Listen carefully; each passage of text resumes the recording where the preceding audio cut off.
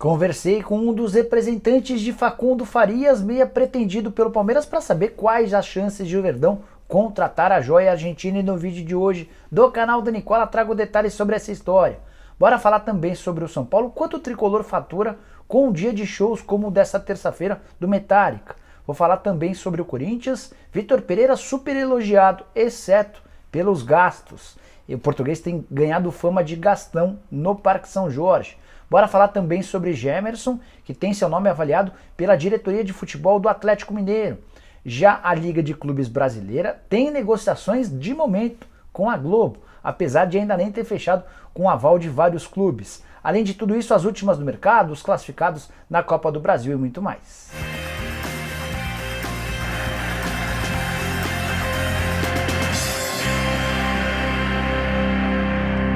Fala aí pessoal, bem-vindos a mais um vídeo do canal. Eu sou Jorge Nicola, jornalista esportivo, e a ideia por aqui é deixar você super bem informado sobre as coisas do seu time do coração. Para não perder nada é simples.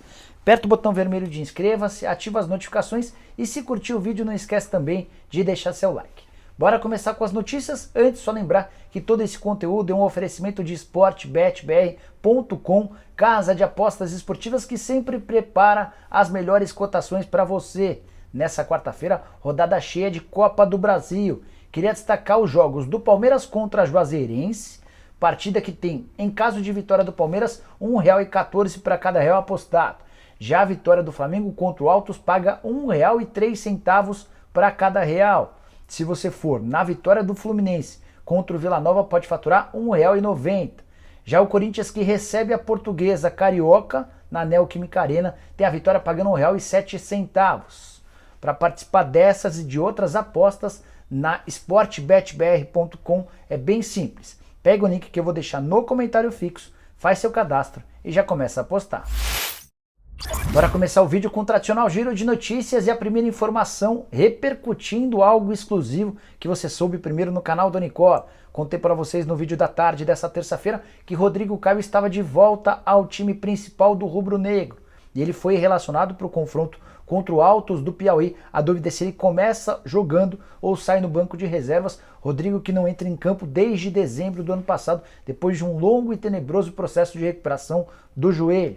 Bora contar também que o Boca Juniors venceu Defensa e Justiça na noite dessa terça-feira em jogo da Copa da Liga Argentina. Com isso, passou para as semifinais do torneio, quando enfrenta no sábado um rival bem tradicional, o Racing.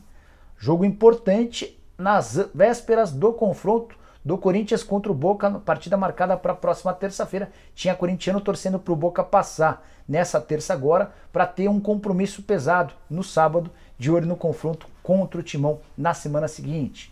Bora falar sobre Felipe Coutinho, muito perto de ser comprado pelo Aston Villa, negócio na casa dos 20 milhões de euros.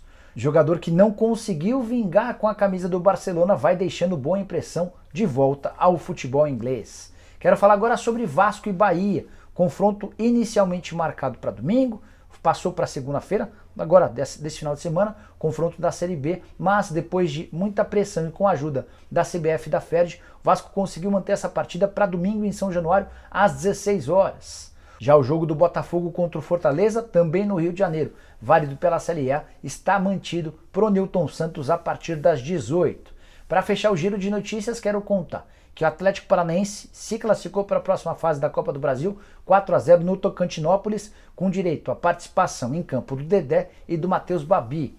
Já o Bahia precisou dos pênaltis para despachar o Azures. Empate no tempo normal em 1-1, vitória por 4-3 nos pênaltis. O América sofreu bem menos, bateu o CSA por 2-0 dentro de casa e também se garantiu na próxima fase. Bora falar sobre mais novidades envolvendo a Liga de Clubes Brasileira, a Libra, que nesse momento conta com 9 representantes: São Paulo, Corinthians, Palmeiras, Santos, Flamengo, Vasco, Red Bull Bragantino, Cruzeiro e Ponte Preta. Mesmo sem o aval de vários outros clubes brasileiros, a galera da Liga já está tocando uma série de assuntos, como por exemplo os direitos de transmissão com 2 emissoras, a Globo em TV aberta e fechada, a Amazon em streaming.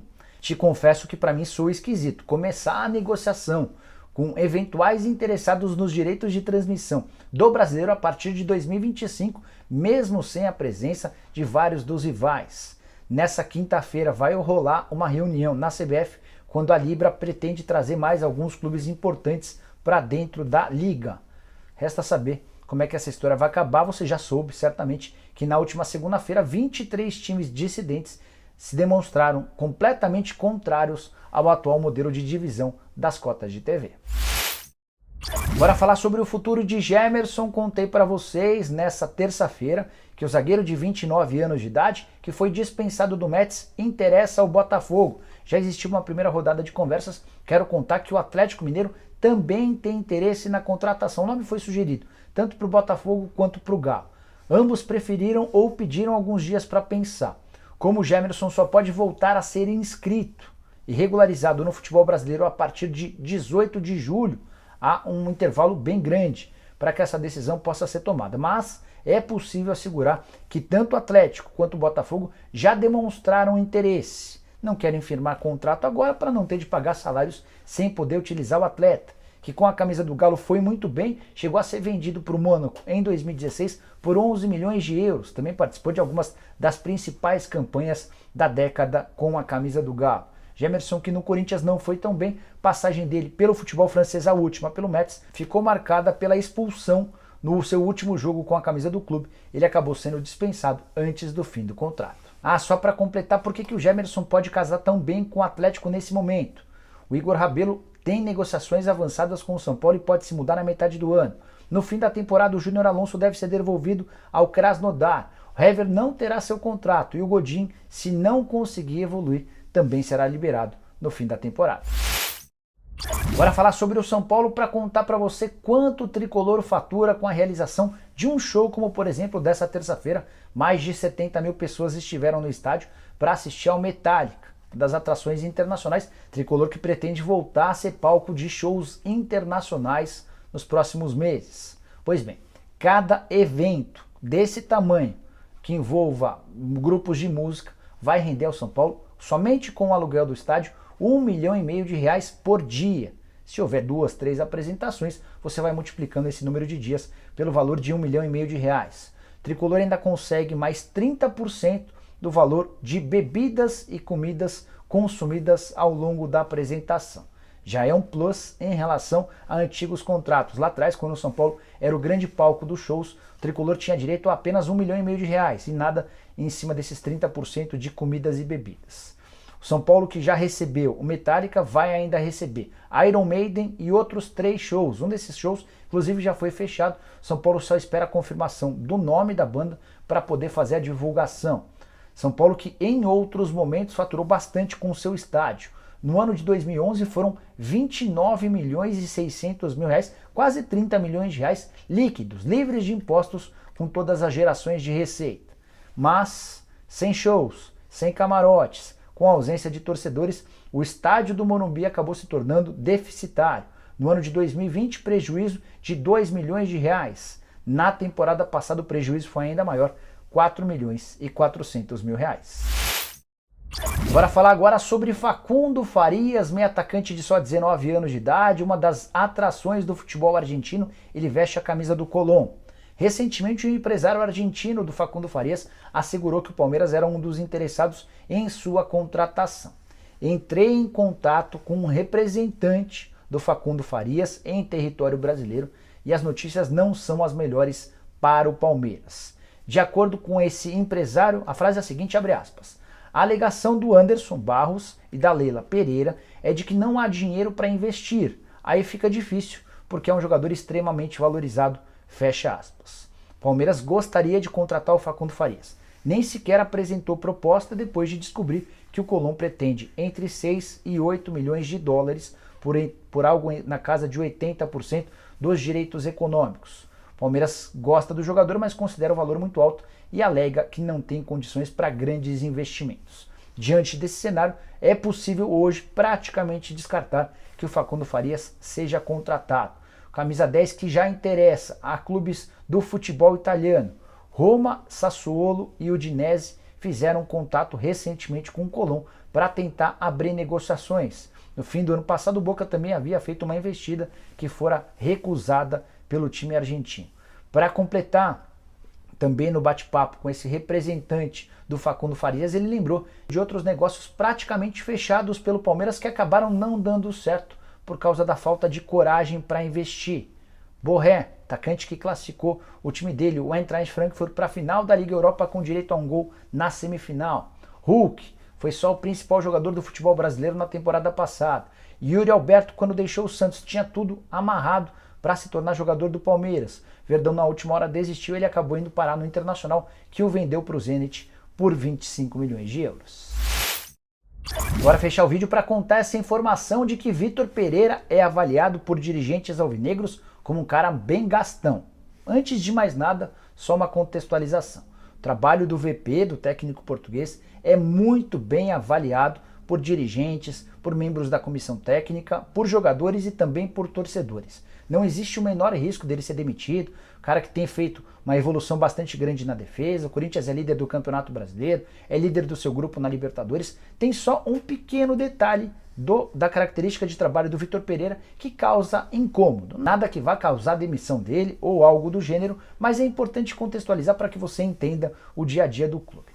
Bora exemplificar com o jogo da próxima terça-feira, quando o Corinthians pega o Boca Juniors na Libertadores da América. O Vitor Pereira, desde que chegou, exigiu voos fretados para os confrontos fora de casa na Libertadores da América.